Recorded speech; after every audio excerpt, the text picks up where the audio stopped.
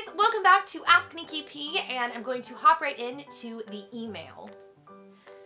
Hey Nikki, I have a question about dating. I've come to a place where I've decided that I want to be in a courtship with the guy that I want to marry, aka date to marry, in the future, whenever he comes along. My question is, how do you spring that on a guy? How do you bring up that you want to date to marry? Thank you so much. Okay. There's kind of dual answers to this. I always say that, I'm like, I have like two answers. But the first thing is, I really do believe that we tend to like attract what we give off. So if you're the kind of person, it's like you're showing up, like you're at like school study groups, you're going to, you know, church youth group night. You're not necessarily running out and like clubbing or partying too hard. And there's nothing, I'm not saying that that's wrong, but if you're putting yourself in the kind of situation with other like-minded people, you're probably going to attract like-minded people. And I honestly think the best way to spring that on someone, first off, it may not be springing it on them if you've attracted a like-minded person, but the best way to spring something on someone is to be honest with them. I said this in old videos I've done before, because people have asked me questions like, oh, Nikki, I want to stay a virgin till I get married. How do you say that? What do you do? And I'm always like, dude, there's like no other way to say it other than just saying it. So if you're hanging out with a guy and he wants to date you, just be honest. And this is if I understand your question right. Maybe I'm confused, but I think I get what you're saying. You can be honest with him and just be like, just so you know, I really like you. And I'm not saying, you know, oh, we're for sure gonna get married, because we obviously need to date and find out. But just so you know, I don't date without the intention of like, I'm trying to find out if I can marry this person. I'm not really just dating for fun. I'm looking for a companion, if there's like a younger, less dorky way to say that. You know what I mean? So I would just tell him that. Dan actually told me that, and even though that was kind of my mentality as well, I had been so hurt by the person I dated before him that I was very like, we'll just see. And I remember one day Dan was like, I don't like it when you say we'll just see. I'm dating you because I have intentions on marrying you. And it freaked me out a little bit, but once I breathed, I realized that that was also what I wanted.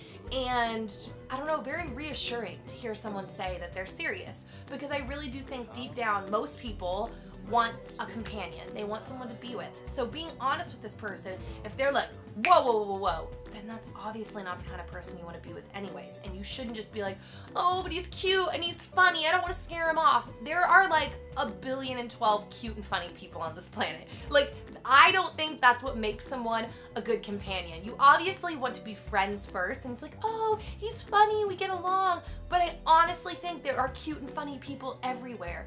But like always, if you have thoughts, opinions, different suggestions, whatever, leave them in the comment section down below, because like I always say, I'm not like the opinion, the end all. It's just my thought on it.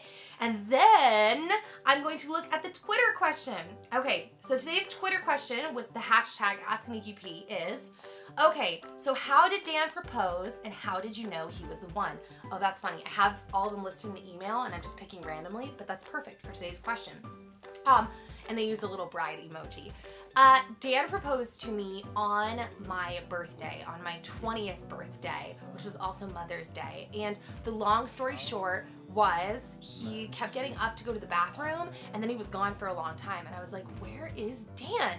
And I looked up and he was at the front of the restaurant with like the waitresses, and they were all crowded around him, like pinching his cheeks and stuff. And I was like, why are these girls pinching my boyfriend's cheeks? What is going on?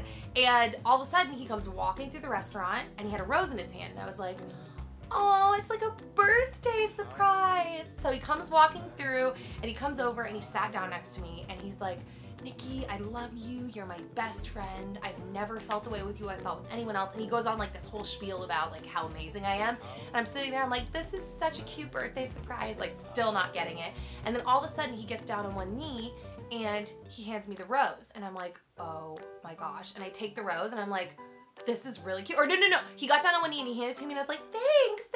And I like lean in to smell it. And I saw there was like a sparkle in the center. And I had just seen the week before at like a dentist office, a rose with a rhinestone and glitter. And I was like, oh, where's the glitter? And I like shaked it. And when I shake the rose, all my friends at the table were like, whoa. And I was like, what? And that's when he got down on one knee. So he handed me the rose before that. And then he got down on one knee and I was like, oh my gosh. And he was like, Nikki, will you marry me? And that's when he pulled the ring out of the rose. That was like the sparkle in the center.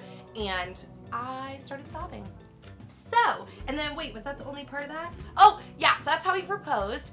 And when you asked how did I know he was the one, I have to give an honest answer because this is gonna make me sound weird. There's a couple things. First off, Dan and I have just always gotten along. Like, we just get along really well. We're really good friends. And I just felt like I wanted to be with him. I didn't want to lose him. And honestly, every time, and this is where to anyone who's not religious, I'm not trying to offend anyone, but you guys know that I'm a Christian, and every time that I would be in prayer or in the Bible or at church, I would just feel this overwhelming sense of like calm when I would pray about Dan, or just like in things relating to Dan, when I pray to God about my relationship, when I would journal or anything like that. Actually, I don't even journal that much, so that was kind of a lie. But anything like that, I just felt so calm and reassured, and that's how I knew.